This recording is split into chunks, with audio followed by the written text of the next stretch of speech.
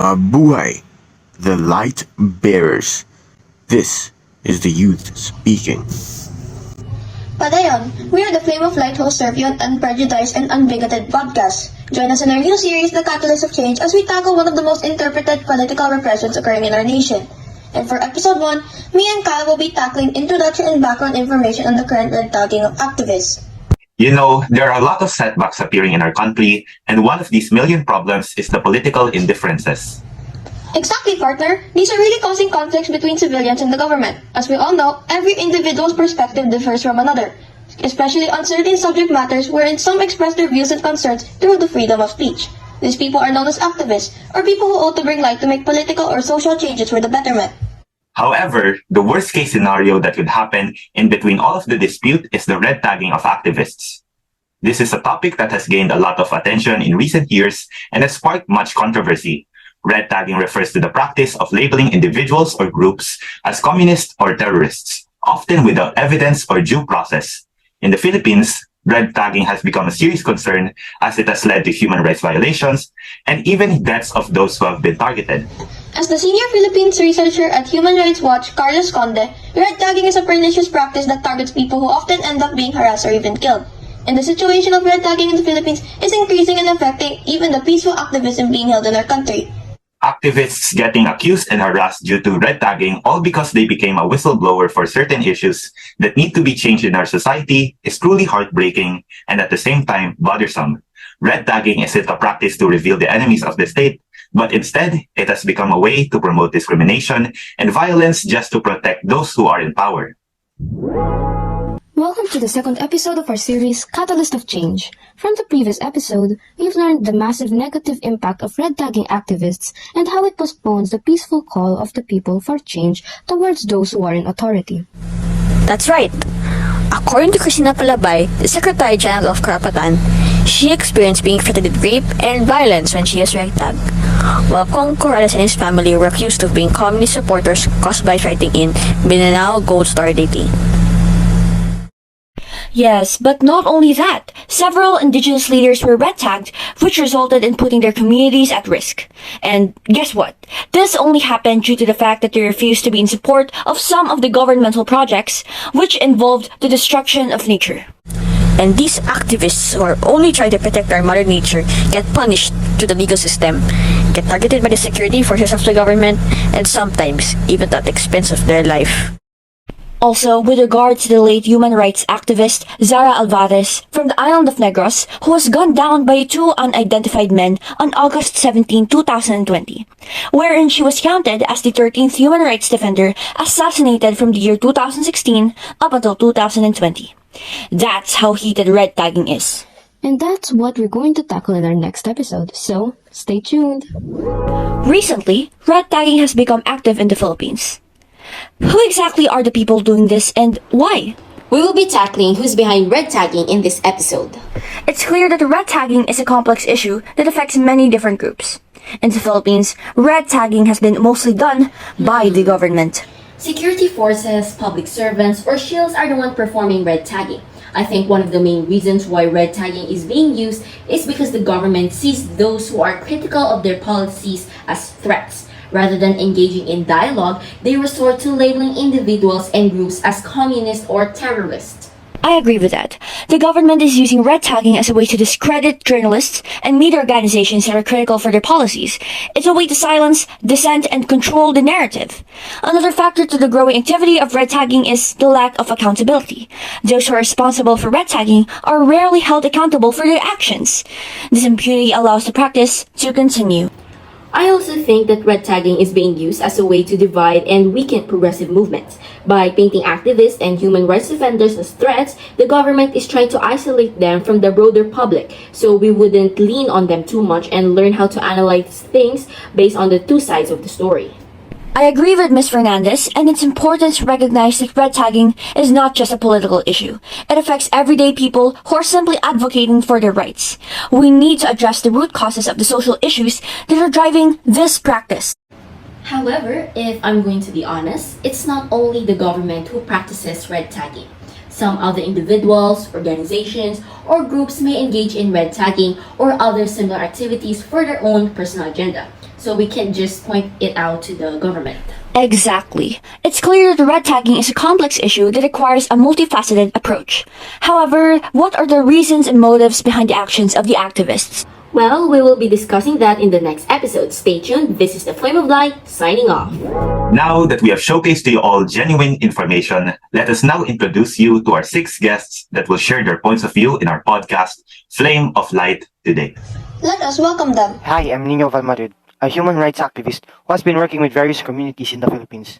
Red tagging has become a tactic used by the government to silence those who are speaking out against injustice in our society. Good day, I'm Kaylin Xiong, a journalist who has been covering issues related to red tagging in the Philippines. It's concerning to see how the government is using this tactic to stifle free speech and intimidate those who are critical of their policies. Hello, I'm Maria Bernardo, a lawyer who has been working with individuals who have been red tagged. The lack of due process and evidence in these cases are alarming, and it's important that we protect the rights of those who have been targeted. Hi, I'm Zaire Lance Icaripes, a member of a progressive political organization. Red tagging has been used to demonize and legitimize our group, even though we are peaceful and advocate for the rights of the marginalized communities. Hello, I'm Raya Pacheco, a student activist who has been involved in various causes. Red tagging has created a culture of fear, and it's disheartening to see how it's been used to silence dissent. Hi, I'm Josephine, a government official who has been tasked with addressing the issue of red tagging. While I understand the need to address security threats, it's important that we do so in a way that respects human rights and due process. Now that we're informed about current events about red tagging events and who is behind red tagging from our previous episode, I wish to know why activists are being red tagged.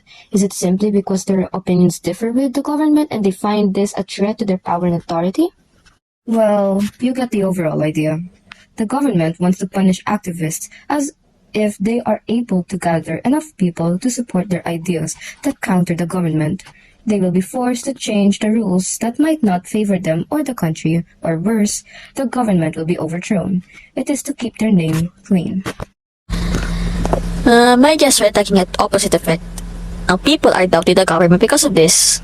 I agree with you. I guess they did this because it's morally correct to silence a person by branding them as terrorists or people in the wrong compared with silencing a person by, well, silencing them. Well, as a lawyer, it is technically illegal for the government to characterize a person as a threat if they do not impose violence in all ways. It is legitimately illegal to not only suppress free speech, but also accuse a person with no true evidence. No one is above the law, even the government, especially in a democratic country. The government is capable of creating evidence made from scratch, and they may also say that their speeches and actions have ulterior motives. Well, speaking of motives, I think that might be one of the reasons why the government is red tagging us.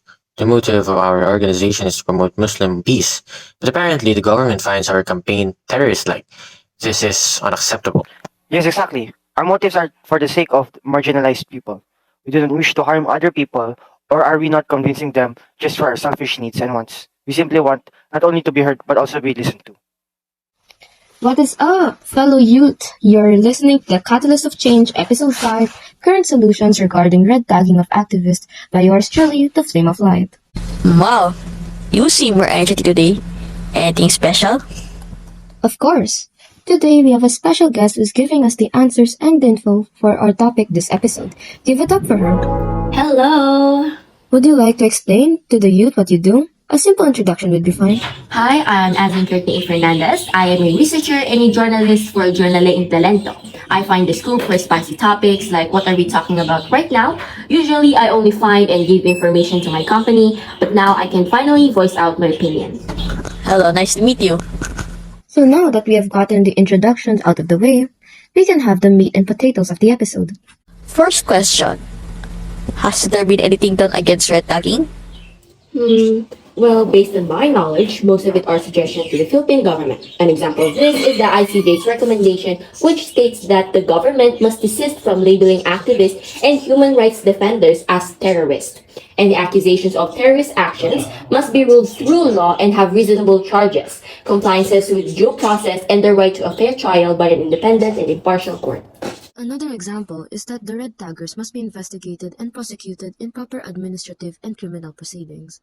The Anti-Terrorism Act of 2020 should also be amended to conform with the international human rights law and standards pursuant to obligations under the ICCPR. Other than that, there isn't much people can do against red tagging other than trying to avoid it. I expected more action. Well, to be honest, in my opinion, I don't blame them for not taking action. There's not much that they can do than warn the government and spread awareness. And the fact that the social media doesn't support these kinds of movement kind of makes it more harder for them. I can agree with what you said. The majority of people, they don't want to risk their lives just for a chance to make the government change. It's a really sad reality, but we can't do much about it. Now that you mention it, for our second question, what has the media done to help or hinder the spread of awareness? Nothing. As stated by the ICJ, it is also observed how social media companies do little to nothing to prevent and counter red tagging on their platforms. These hostile actions that encourage discrimination and violence should have done to mitigate them and other adverse human rights impacts connected to their operations. Because of this, it is strongly recommended that social media companies should consistently fulfill their responsibility to respect human rights, including taking further steps to address red tagging on their platforms, engaging with civil society before implementing policies impacting human rights, and having the principles of transparency and due process in the moderation of the content in the platforms. But basically, this means that they don't filter out the hate from unjust accusations, despite the efforts and organizations and journalists. Big social media companies still make no changes to help. Well, I don't agree with the fact that social media isn't taking any action.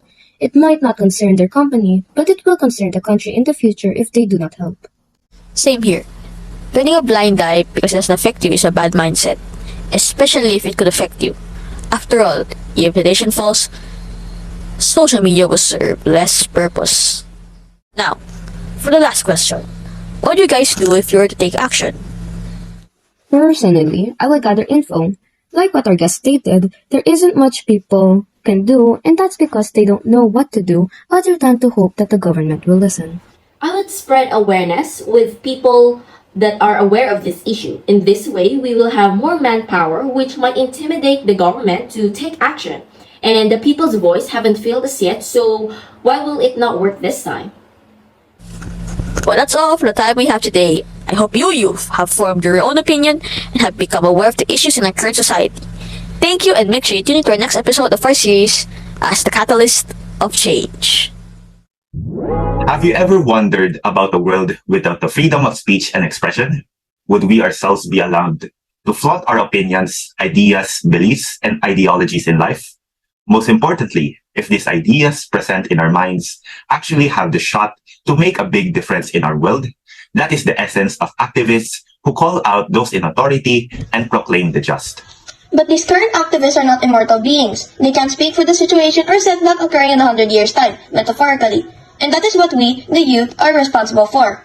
In spite of this, how can the young generation be the voice of our nation if repression and fear is being radiated through red tagging? Intimidation may look like a small issue for young women and men going through the adolescent stage, but it becomes a greater deal later on if they choose to keep silent rather than fight for what is right. Though we ourselves don't know the definite date or even the solution in order to stop this practice of red tagging. What we do know is that by encouraging the youth, they become empowered women and men once they grow up and have the sense of morality to voice out everything that's wrong in our society. Because we believe that the voice of the youth is louder and more vigorous than the corrupt influence of some people with authority.